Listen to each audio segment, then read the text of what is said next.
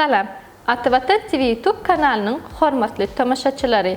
Atabatan habarlar gepleşigimizde sizin ähli hoş gördük.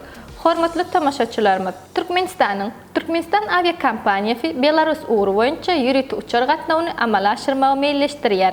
Alınan habarlara görä Türkmenistan aviakompaniyasy 2022-nji ýylyň 18-nji iýulda Türkmenavat Minsk Türkmenavat uğru boýunça ýürüti gatnawy amala aşyrmagy gözüňde tutýar. Mehriban tamaşaçylarymyz, mälim bolşýaly Türkmenistan halkara gatnawlary kem-kemden ýola goýýar.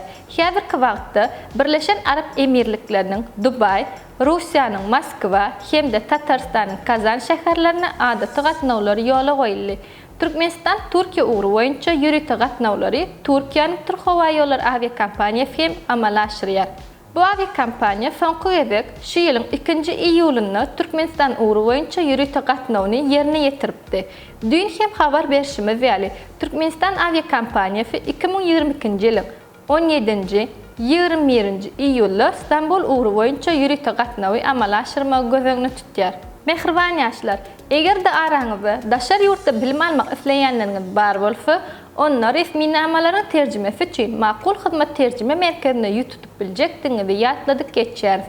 Şeýle hem Türkiýede bilim almak isleýänleriňiz bar bolsa, onu İstanbul şäherine ýerleşen Atabatan danışmanlyk şereketiniň hyzmatyndan peýdalanyp bilersiňiz.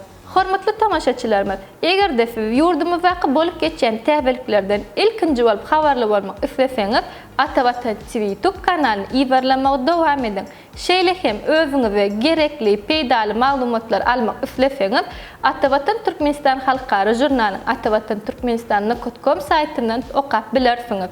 Hormatly tamaşaçylar, eger de siz ýurdumyzda bolup geçen täzeliklerden ilkinji bolup habarly bolmak isleseňiz, Atabatan TV YouTube kanalyny iýerlemege dowam ediň. Şeýle hem özüňize gerekli peýdaly maglumatlar almak isleseňiz, Atabatan Türkmenistan halkara jurnalyny atabatanturkmenistan.com saýtyndan tapyp bilersiňiz. Gepleşiklerimiziň indiki sanyny görüşýänçek hoş, sag bolun.